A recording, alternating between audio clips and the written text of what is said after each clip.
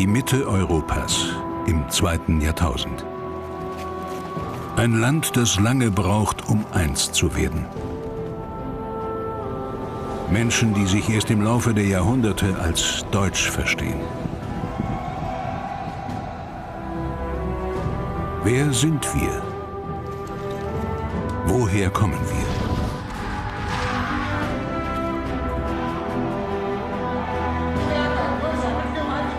Fragen an ein Jahrtausend deutsche Geschichte.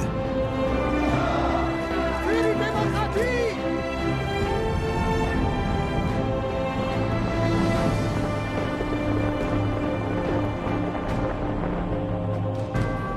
Er ist der König der Deutschen und will als Kaiser über das Abendland herrschen.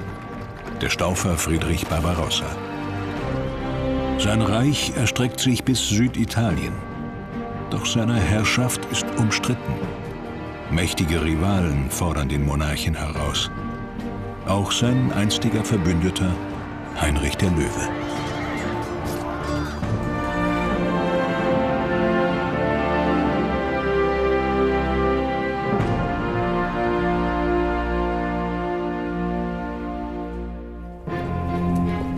Hoher Besuch in der ewigen Stadt. Einen deutschen König haben die Bürger von Rom 2 Jahrzehnte lang nicht gesehen. Doch die seltenen Gäste aus dem Norden sind keineswegs willkommen. Seines roten Bartes wegen nennen ihn die Römer Barbarossa. Mir ist nicht wohl unter diesen Römern. Jubel sieht anders aus. Was willst du eigentlich in Italien, Friedrich? Ein Reich ohne Italien? Nein, Heinrich. Kein Kaiser ohne Rom.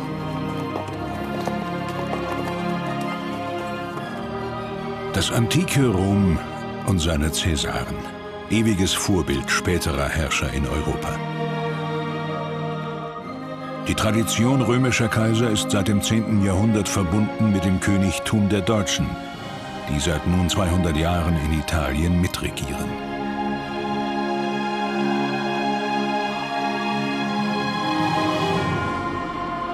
Der Papst krönt seit Otto dem Großen den deutschen König auch zum römischen Kaiser, der damit auch Schutzherr der abendländischen Christenheit wird.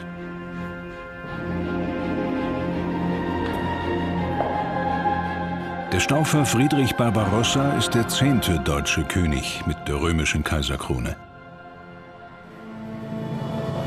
Der frisch gekrönte Kaiser wird von seinem Vetter begleitet, Heinrich dem Löwen. Der Herzog aus dem Haus der Welfen fühlt sich Barbarossa ebenbürtig.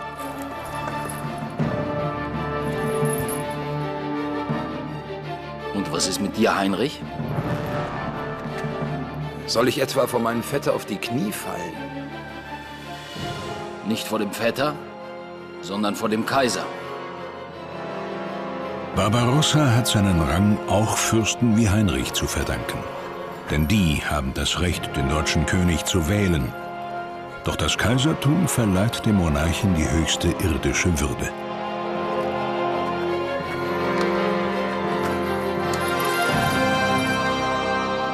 Gekrönt wird der Kaiser aber vom Papst. Und mit dem will er mindestens auf einer Stufe stehen. Kaiser Friedrich Barbarossa wird in den Quellen als mittelgroß dargestellt, mit einem roten Gesicht, blonden Haaren, als einem roten Bart natürlich. Er war wahrscheinlich keine besondere Schönheit, aber er muss eine enorme Ausstrahlung entwickelt haben auf seine Umgebung, legte großen Wert auf einen kaiserlichen Habitus. Das kam bei manchen aber nicht gut an. Auch hier nicht. Die Römer pflegen ihren Stolz, geben sich in jener Zeit besonders selbstbewusst. Wer wirklich als unangefochtener Kaiser regieren will, sollte sie sich nicht zum Feind machen. Weil sie nicht gefragt wurden, wer Kaiser sein soll und allein der Papst entschied und Wahlgeschenke annahm, rebellieren die Bürger der ewigen Stadt. Schilde! Zum Kaiser! Vorwärts! Brecht aus! Barbarossa und sein Gefolge überrascht der Zorn der Römer. Sie geraten in Gefahr. Haltet!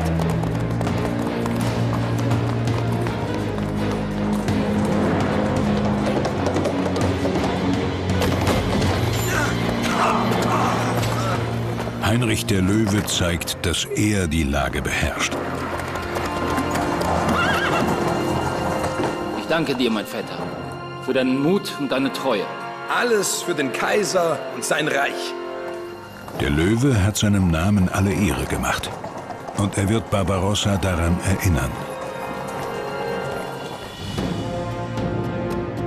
Als König war Friedrich I. nach Süden gezogen, mit der Kaiserkrone kehrt er zurück. Will Barbarossa im Norden und im Süden seines Reichs regieren, muss er über die Alpen. Ein schwieriges Hindernis. Sein Reich in der Mitte des 12. Jahrhunderts. Er ist König der Deutschen und übt in Italien und Burgund kaiserliche Rechte aus. Im deutschen Raum herrschen mächtige Fürsten aus dem Geschlecht der Welfen, Zähringer, Babenberger und Wittelsbacher. Die Staufer haben ihre Stammlande vor allem im Südwesten. Die als uneinnehmbar geltende Burg Trifels in der Südpfalz. Sie ist immer wieder Anlaufpunkt Friedrich Barbarossas. Die Dynastie der Staufer wird die deutsche Geschichte fast ein Jahrhundert prägen. Da, der Kaiser! Kaiser Barbarossa! Die Heimkehr des Königs. Er bringt Frieden nach unruhiger Zeit in ein Land, in dem 6 Millionen Menschen leben. 9 von 10 seiner Untertanen auf deutschem Boden sind Bauern. Ihre Familien leben in einfachsten Verhältnissen.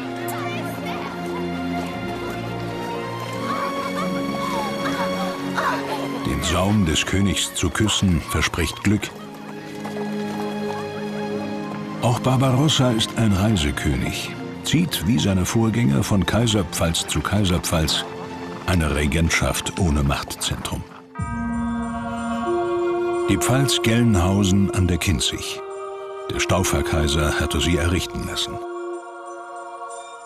Die Ruinen aus rotem Sandstein künden von einer einst prachtvollen Burganlage, die Gerichtssaal, Königshof und Herberge unter einem Dach vereinte. Unter den Spuren, die der kaiserliche Bauherr hinterlässt, findet sich auch sein Wappentier, der Adler. Der Adler war bereits in der antiken Kaiserzeit das Symbol für Weltherrschaft und wird unter Barbarossa, der ja auch ganz stark auf antike Symbole, auf antike Traditionen, also das heißt Traditionen der Kaiserzeit zurückgreift, aufgenommen und ist seit dieser Zeit ja das Symbol des Kaisertums. Eine Rekonstruktion zeigt den Idealtyp einer Kaiserpfalz. Architektonisch war sie Sinnbild für die Idee des Reiches. Das Erdgeschoss, die Ebene der Untertanen. Sie ist das tragende Fundament für die Herrschaft der kaiserlichen Familie, die im ersten Geschoss zu Hause ist. Noch über der Etage des Kaisers liegt die Ebene des Reiches. Hier im Pfalzsaal wird Recht gesprochen, finden Hof- und Reichstage statt. Der Thronsitz ist dem König und Kaiser vorbehalten. Das Zentrum des Reiches ist jeweils dort, wo er regiert. Und Barbarossas Reich wächst in den Jahren seiner Regierung auch nach Westen.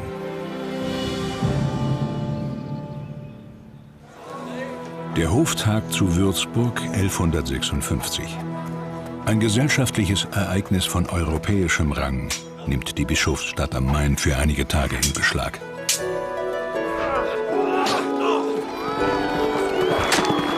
Der 34-jährige Friedrich Barbarossa heiratet. Seine Gemahlin ist die 16-jährige Beatrix von Burgund, eine internationale Traumhochzeit. Die Minnesänger des Reiches überbieten sich, die Schönheit der Königstochter zu preisen, wie ohrenzeugende Ereignisse berichten.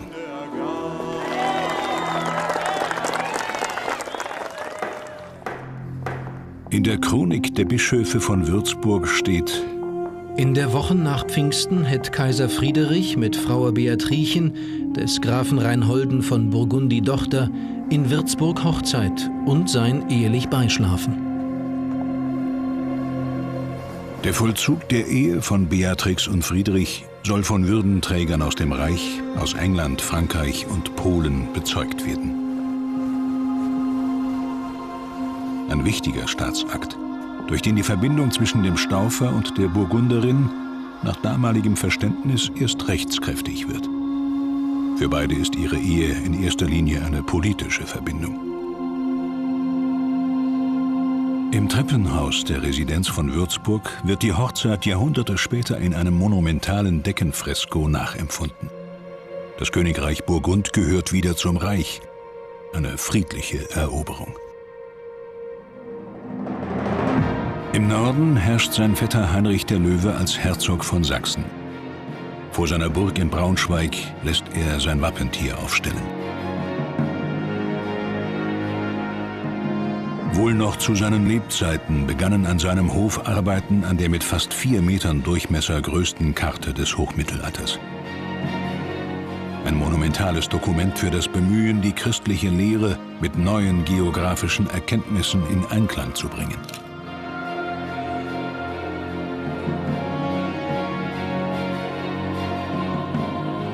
Noch immer liegt Jerusalem im Zentrum.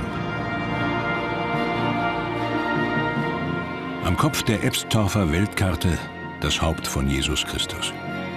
Er hält die Welt zusammen. Die Arbeit auf dem ledernen Untergrund wird unter Heinrichs Nachfolgern vollendet. Das Stadtsymbol von Braunschweig, dem Stammsitz der Welfen, markiert ein mächtiger Löwe.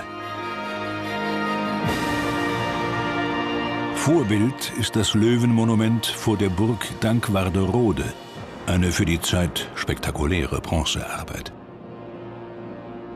Der Braunschweiger Bronzelöwe ist ein stellvertretendes Bild des Herzogs, der ja von sich in einer Münzumschrift gesagt hat: Ich, Heinrich von Braunschweig, bin der Löwe. Der Löwe ist in der Tat das älteste Machtsymbol der Menschheit, von den altorientalischen Reichen über die griechischen Reiche und das römische Imperium. Die Bronze ist ein imperiales Material, durch dessen Verwendung Heinrich sich selbst auf diese höchste Ebene stellt. Auf einer Ebene mit dem Kaiser. Barbarossa und der Löwe von Angesicht zu Angesicht. Auch aus Bronze, nur vergoldet, der Cappenberger Barbarossa-Kopf. Friedrich hat ihn noch zu Lebzeiten anfertigen lassen. Er ist mehr als ein Porträt. Sein Haupt gründet auf den Mauern Roms, Sinnbild für das christlich-römische Reich, über das er herrscht. Doch etwas ist abhanden gekommen. Ein Stirnband, ein Diadem wie das der römischen Kaiser. Forscher gehen davon aus, dass es etwa so aussah. Sinnbild auch dafür, dass nicht allein der Papst über Rom herrscht. Der Cappenberger Barbarossa-Kopf ist durchaus geeignet, dieses neue Selbstbewusstsein zum Ausdruck zu bringen. Das Reich steht symbolisch auf einer Höhe mit der Heiligen Kirche. Barbarossa will die Gleichrangigkeit von Papst und Kaiser. Der Streit um dieses Gleichgewicht bricht 80 Jahre nach Canossa wieder auf. Diesmal ist der Schauplatz Besançon in Burgund. Rolando Bandinelli ist eingetroffen. Gesandter des Bischofs von Rom, unseres Herrn Papstes. Zum Auftritt des päpstlichen Gesandten vor dem Kaiser gibt es Überlieferungen, die von einer neuen Machtprobe künden. Die Worte im Namen des Papstes klingen zunächst unverfänglich. Gaudemus. In Erinnerung an die Vorteile... Doch kommt es zum Dissens über ein lateinisches Wort. Beneficium. Es bedeutet Wohltat, kann aber auch mit Lehen übersetzt werden, im Sinne von Leihgabe. Ich habe meine Kaiserwürde als Lehen vom Papst erhalten. Von wem sonst hat der Kaiser die Krone, wenn nicht vom Papst? Bringt die römische Hure zum Schweigen! Haltet ein! Kaiser Friedrich sieht sich keineswegs als Herrscher von des Papstes Gnaden. Richtet eurem Herrn aus, dass wir die Krone unseres Reiches von Gott erhalten haben und nicht von seinem anmaßenden Diener. Das Reich ist heilig. Sacrum Imperium. Lasst ihn gehen. Der Herrscher eines Reichs, das heilig ist, braucht dafür nicht den Segen des römischen Papstes.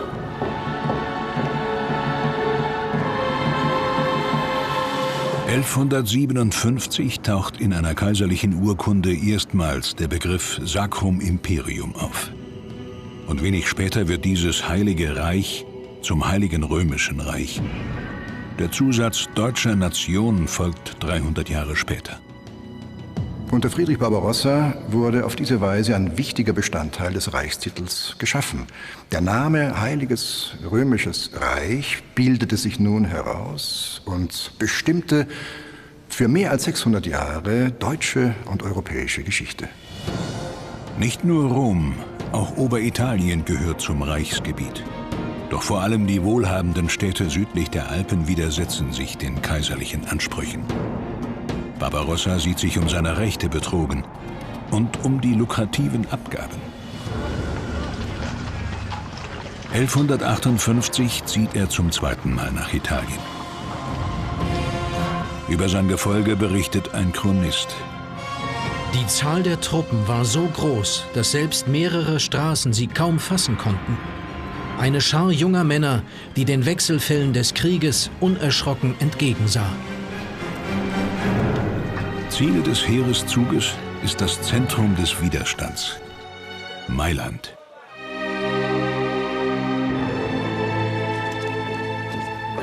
Der Konsul der Stadt hat im Angesicht der drohenden Gefahr eine Versammlung der Bürger einberufen.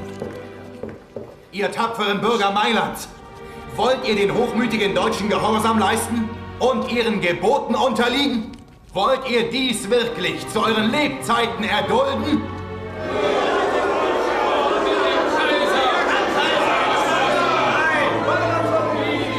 Lasst uns eher sterben wie Männer, als den Hochmut der Deutschen und ihre Tyrannei zu ertragen.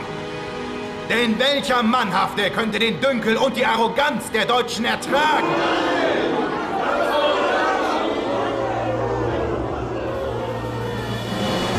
Der Aufmarsch der deutschen Ritter ruft in Italien ein Gefühl der Zusammengehörigkeit hervor. Doch in Anbetracht der Übermacht öffnen die meisten oberitalienischen Städte ihre Tore und unterwerfen sich. Nur die Mailänder sind entschlossen, dem deutschen Kaiser die Stirn zu bieten. Mailand war eine riesige Stadt. Ich gehe mal davon aus, dass Mailand damals 100.000 Einwohner hatte. Eine gewaltige Stadt, unvergleichbar mit allem, was es in Deutschland gab. Und allein dieser Einsatz der Mittel, der dafür nötig war, hat es geradezu zwingend erfordert, dass Barbarossa auch bis zum Ende geht und sozusagen den totalen Erfolg in seinen Augen vorweisen kann, um seine imperiale Position unter Beweis zu stellen. Die Belagerung Mailands zieht sich über Monate. Nach heftigen Kämpfen muss die lombardische Großstadt schließlich bedingungslos kapitulieren. Eine der blühendsten Metropolen des Abendlandes wird bis auf die Grundmauern niedergebrannt. Die Bürger Mailands können nur ihr nacktes Leben retten und das, was sie tragen können. Auf dem Höhepunkt seiner Macht zeigt Friedrich keine Gnade. Diese Mailänder haben ihren Kaiser herausgefordert. Ich war gezwungen, sie dafür zu bestrafen. Dieses Schicksal haben sie sich nun selbst zuzuschreiben. Ein zweifelhafter Sieg. Das deutsche Heer wütete auf eine Weise, dass der Spruch vom Furor Teutonicus in die Welt kam. Zumal die Zerstörung mit einem historischen Raub einherging. Was ist da drin? Die Gebeine der heiligen drei Könige. Du willst sie den Mailändern wegnehmen? Das Heilige Reich braucht heilige Könige. Barbarossa lässt die Reliquien nach Köln schaffen.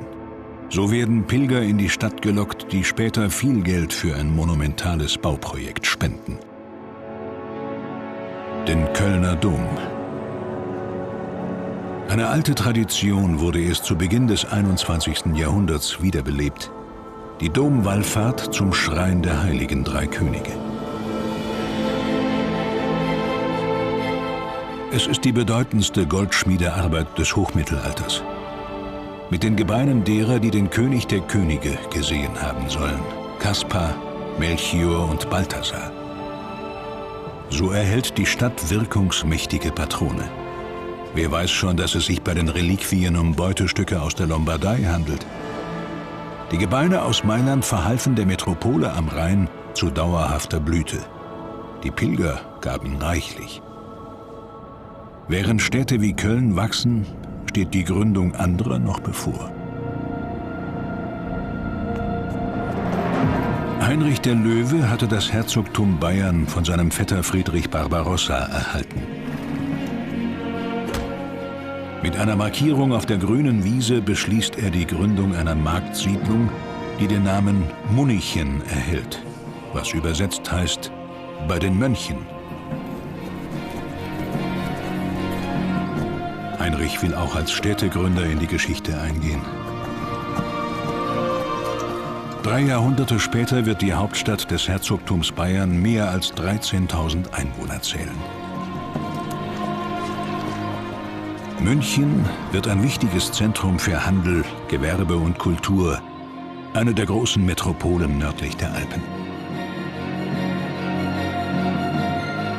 Und nach dem Zweiten Weltkrieg zur Hauptstadt eines Freistaats, der auf Eigenständigkeit besonderen Wert legt. Heinrich der Löwe setzt sich auch im Norden Deutschlands Denkmäler. Legt das Fundament für Städte wie Lübeck, Braunschweig und Schwerin. Er führt vor Augen, dass es neben dem Kaiser auch mächtige deutsche Fürsten gibt. Barbarossa verfolgt eine traditionelle imperiale Politik, die er auch verfolgen muss, denn Italien ist immerhin ein Teil des Kaiserreiches, während Heinrich der Löwe danach strebt, seine herzogliche Herrschaft über die Grenzen des Herzogtums Sachsen hinaus zu erweitern. In der zweiten Hälfte des 12. Jahrhunderts rücken Truppen des Fürsten nach Norden und Osten vor. Slawische Gebiete, die als heidnisches Land gelten, werden erobert und besiedelt. Schon mit den beiden Herzogtümern Bayern und Sachsen ist der Löwe einer der mächtigsten Territorialherrscher in Europa. Sein Vordringen ist nur der Anfang einer deutschen Expansion nach Osten, wo in den kommenden Jahrhunderten weitere Herzogtümer entstehen werden, wie Mecklenburg, Pommern, aber auch das Deutschordensgebiet. Die Marienburg bei Danzig, eine riesige Festung, der größte Backsteinbau Europas. Symbol der deutschen Besiedlung des Ostens, die Heinrich der Löwe begann und die der Deutsche Orden fortsetzt.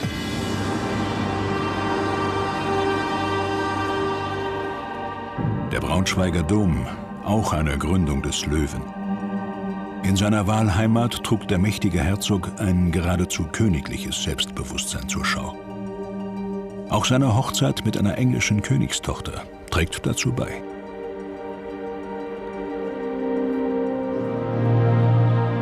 Das kostbare Evangeliar, das Heinrich zu diesem Anlass anfertigen lässt, ist von unschätzbarem Wert und belegt sein Herrschaftsverständnis.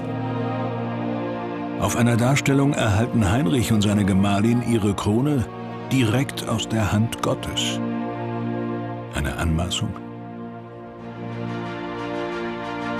In den Augen anderer Fürsten und des Kaisers setzt der Löwe zum Sprung an zu einem eigenen welfischen Königtum. Die prächtigen Räume seines Palastes scheinen diesen ehrgeizigen Anspruch zu belegen. Auch sein Kunstsinn steht im Dienst der ehrgeizigen Ziele. Im 19. Jahrhundert wurde seine Burg Dankwarderode im Stil der Zeit rekonstruiert. Mit der Burg Dankwarderode baut sich Heinrich der Löwe um 1170 eine Residenz, die dem Palast eines Königs in nichts nachsteht. Die mächtige Herrschaft, die sich der Löwe in Sachsen, in Bayern und in den slawischen Gebieten aufbaut, rückt ihn in eine königsähnliche Stellung. Diese Machtfülle des Löwen wirkt auf den Kaiser und auf andere Fürsten des Reiches zunehmend bedrohlich, ja als Kampfansage. Goslar. Das Silber auf alle Zeit. Der Löwe bietet Barbarossa die Stirn.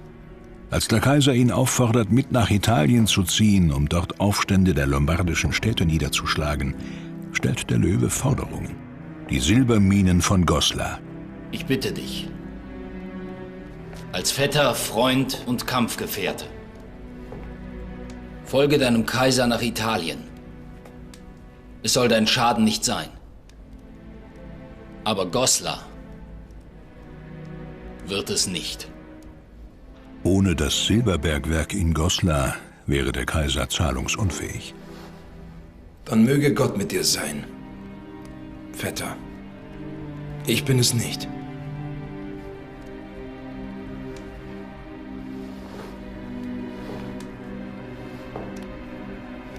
Bist du dir deiner Macht so sicher, Herzog von Sachsen?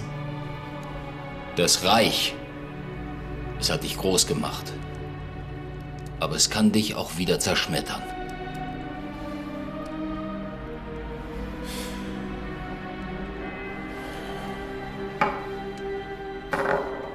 Heinrich verweigert die Teilnahme an der Heerfahrt. Er verletzt damit kein Recht, doch er brüskiert den Kaiser. Die Idee von einem Reich, das von der Ostsee über die Alpen bis ans Mittelmeer reicht, kann sich nur behaupten, wenn Barbarossa die Gebiete Norditaliens auf lange Sicht an sein Imperium bindet. Und er braucht den Reichtum der italienischen Städte.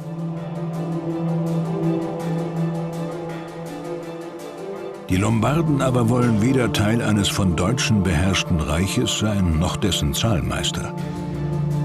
Nur wenige Jahre nach der Zerstörung sind die Mailänder in ihre Stadt zurückgekehrt, haben sie wieder aufgebaut. Bei Legnano stellen sich lombardische Truppen Barbarossa entgegen. Im Mai 1176 kommt es zur offenen Feldschlacht zwischen den freien Städtern und kaiserlichen Rittern.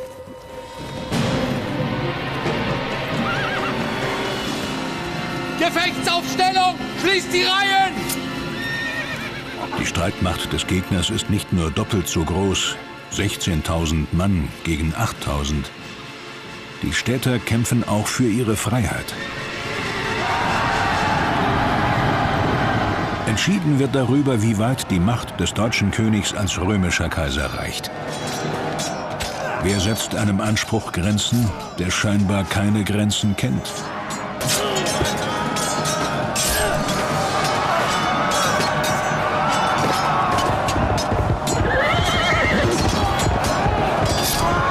Als das Banner Friedrichs zu Boden geht, hat er nicht nur eine Schlacht verloren. Die deutsche Geschichtswissenschaft hat die Schlacht bei Legnano lange heruntergespielt als militärisch wenig effektvoll und nachwirkend. Aber die eigentliche Nachwirkung liegt im Sieg der Bürger über die Ritter, verbunden mit einem antiteutonischen Ressentiment, das sich in Italien seither lange gehalten hat. Jedes Jahr am letzten Sonntag im Mai erinnern die Bürger des kleinen Ortes Legnano an die dramatischen Ereignisse des Jahres 1176. Auch ein Brief der Mailänder Bürger an ihre italienischen Verbündeten gleich nach der Schlacht beschwört den historischen Sieg. Geliebte Landsleute, schreibt den Triumph über die deutschen Eindringlinge nicht unseren Waffen zu. Der Lorbeer des Sieges gebührt der Gemeinschaft aller Italiener, deren stolzer Wille sich gegen die Knechtschaft erhoben hat. Zum ersten Mal bildet sich südlich der Alpen ein Nationalgefühl, das der Italiener, in Abgrenzung zu den Deutschen.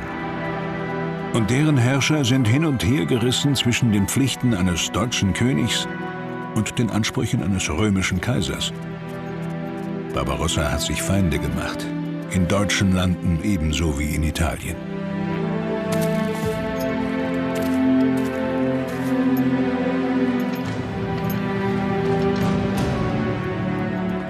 Sein Traum vom einigen Heiligen Reich, ist er gescheitert? In Venedig kommt es im Jahr 1177 zum bis dahin größten Friedenskongress der europäischen Geschichte. Gesucht wird nach einem Ausgleich der Interessen zwischen Deutschen und Italienern, Kaiser und Papst. Noch Jahre zuvor hatte Barbarossa den römischen Pontifex in die Schranken gewiesen. Nun muss sich der Kaiser des Heiligen Römischen Reiches unterwerfen. Der wahre Kaiser ist der Papst, heißt es fortan. Mit dem Frieden von Venedig 1177 endete der Versuch des Kaisers, eine direkte Herrschaft mit eigenen Amtsträgern in Italien aufzubauen. Er hatte das Kräftemessen mit dem Papst verloren. Nun wurde nach einem Schuldigen gesucht und das gab Gelegenheit, alte Rechnungen zu begleichen. Da Heinrich der Löwe sich geweigert hatte, Barbarossa in Italien zu unterstützen, wird er nun zur Rechenschaft gezogen. Auf dem Reichstag in Erfurt versucht er den Kaiser zu beschwichtigen durch einen Akt der Unterwerfung.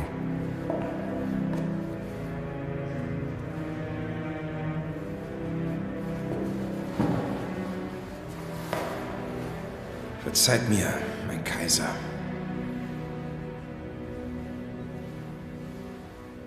Eure Reue kommt spät, mein Herzog. Zu spät. Ihr straft mich, weil ich euch nicht nach Italien gefolgt bin. Ihr wart nicht zur Heerfolge verpflichtet. Das habt ihr mir selbst gesagt. Und doch bringt ihr mich deshalb zu Fall. Es geht um die Ehre des Reiches. Das Urteil bleibt bestehen. Ein Urteil, das er auch auf Druck der Reichsfürsten gefällt hatte, denen Heinrich der Löwe zu mächtig wurde. Mit der Gelnhäuser Urkunde wird der Sturz des Sachsenherzogs besiegelt. Aufgrund der offensichtlichen Auflehnung wird Heinrich von Braunschweig als widersetzlich beurteilt und ihm werden sämtliche Lehen, die er vom Reich hatte, auf einstimmiges Urteil der Fürsten aberkannt. Eine juristische Verpflichtung für Heinrich den Löwen, dem Kaiser Heerfolge zu leisten, hat es nicht gegeben. Wohl aber hatte er natürlich eine Bringschuld, eine moralische Loyalitätsverpflichtung dem Kaiser gegenüber, der ihn ja auch nicht aus Pflicht gefördert und protegiert hat und nun davon überzeugt sein durfte, dass der Herzog gewisse kompensatorische Leistungen erbringen würde. Warum er das unterlassen hat, wissen wir im Einzelnen nicht. Möglicherweise hat er den Konflikt und seine Folgen unterschätzt. Der Löwe geht zunächst ins Exil nach England. In der deutschen Geschichte spielt er keine entscheidende Rolle mehr. Im Braunschweiger Dom, den der Welfe selbst gestiftet hat, liegt Heinrich mit seiner Frau Mathilde begraben. Sein Sohn aber wird erreichen, was dem Löwen verwehrt blieb. Er wird Anfang des 13. Jahrhunderts als Otto IV. Zum einzigen welfischen Kaiser des Reiches gekrönt. Doch die verlorenen Gebiete wird auch er nicht zurückerhalten. Denn die hat Barbarossa an andere Fürsten verteilt. Und zwar so, dass keiner von ihnen so mächtig wird wie der Löwe. Dir, Otto von Wittelsbach, verleihe ich Bayern. Du, Philipp von Heinsberg, Erzbischof der Kölner Kirche, erhältst Westfalen. Und du, Bernhard von Anhalt, sollst fortan in Engern regieren. Die Vergabe von Land durch den Monarchen zeigt, dass Barbarossa den Rückhalt der deutschen Fürsten braucht und sucht.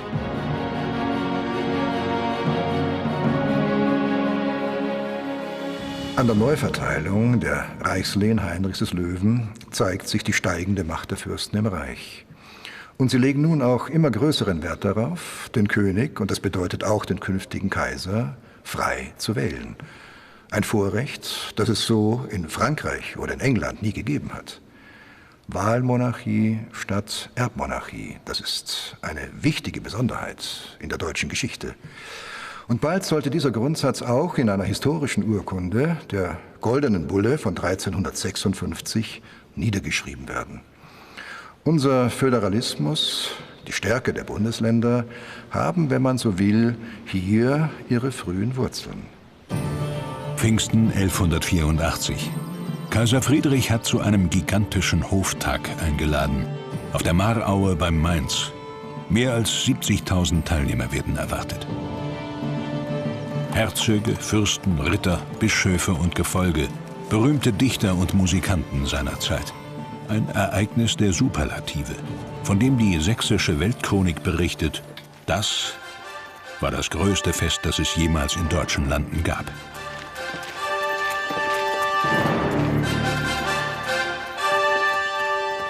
Schon durch seine schiere Größe und Pracht soll der Mainzer Hoftag zum gesellschaftlichen Höhepunkt seiner Zeit werden und die Niederlage in Italien überspielen. Barbarossa will demonstrieren, dass wo er ist, auch das Reich ist und dass er als Kaiser unter den Herrschern Europas herausragt. Allein 20.000 Ritter sind gekommen. Ihnen will Barbarossa neue Privilegien gewähren, sie an sich binden, als Garanten seiner Macht, wehrhaft, treu und einsetzbar gegen innere und äußere Feinde.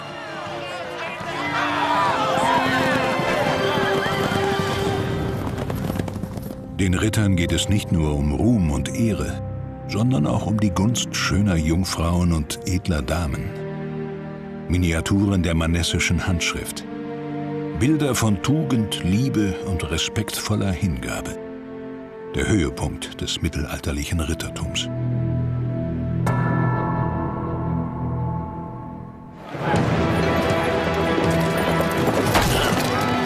Turniere sind nicht nur Gefechtsübungen, sie sind die Großwettkämpfe ihrer Zeit. Wer sich einen Namen machen will, muss ihn erringen. Höhepunkt des Turniers ist das sogenannte Scharfrennen. Für den Teilnehmer gilt, er muss sein eigenes Pferd mitbringen, es mit Zügeln und Sporen beherrschen und die Lanze halten können.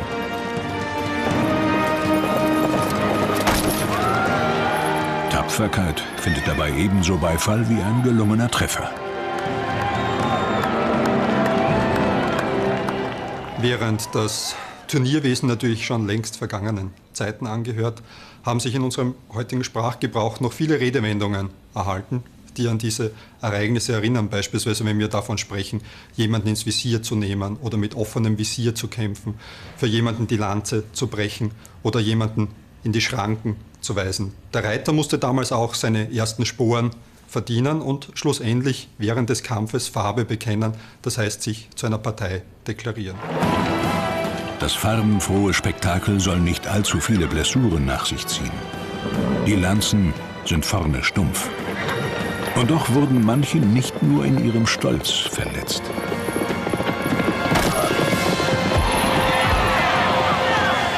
Der Mainzer Hoftag soll auch Kontrahenten des Kaisers unter den Farben des Reichs vereinen.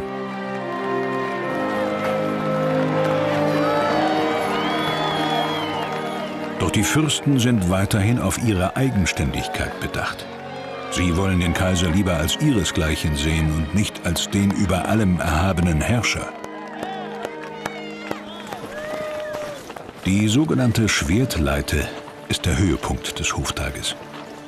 Ein feierlicher Schwur führt Tausende von ehrenhaften jungen Männern in den Ritterstand. Auch Barbarossas Söhne.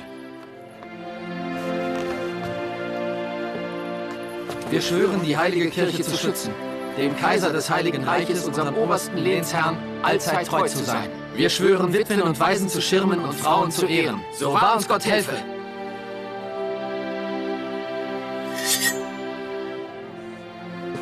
Im Namen Gottes, des heiligen Michael und des heiligen Georg schlage ich euch zu Rittern.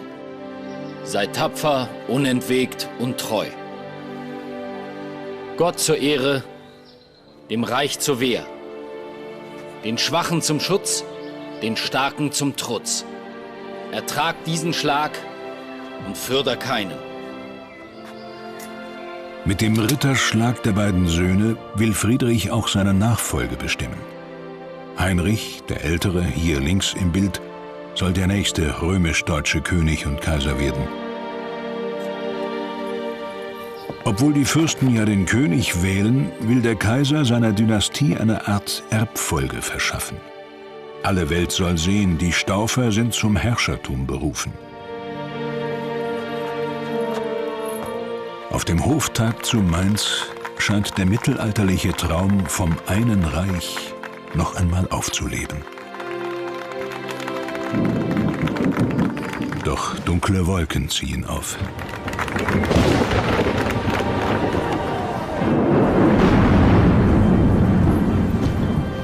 In der Dämmerung der heiligen Pfingstnacht erhob sich ein sehr starker Wind von Westen und brachte viele Gebäude zum Einsturz.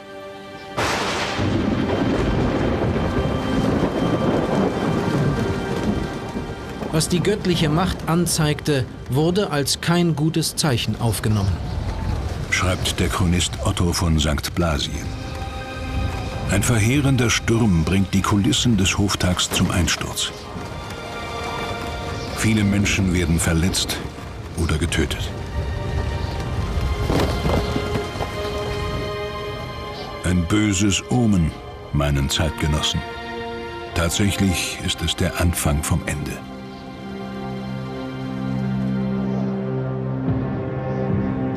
»67-jährig bricht Barbarossa zu einem Kreuzzug nach Jerusalem auf, wo das christliche Abendland seine heiligen Stätten hat, wie auch die Muslime, die dort herrschen. Doch er wird nie ankommen. Auf dem Weg in einem Fluss in Vorderasien ertrinkt der Kaiser. Das heilige Land bleibt ihm verschlossen. Was aber hat er erreicht? Ich denke, hier sieht die Bilanz eher nüchtern aus. In den Kämpfen gegen den Papst muss er am Ende sich unterwerfen. Die Fürsten erscheinen nicht mehr an seinem Hof. Die Italienpolitik scheitert. Aber dennoch, muss man sagen, wird Friedrich Barbarossa rasch zum Mythos, geht als große Persönlichkeit in die deutsche Geschichte ein und wird geradezu an die Seite Karls des Großen gestellt. So machte ihn die Nachwelt größer, als er war.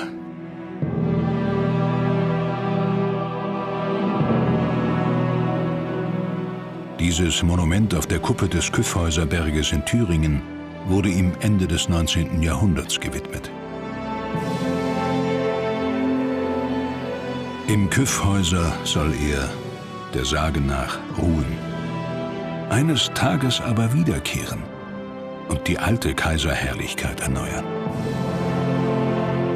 Ein grandioses Missverständnis.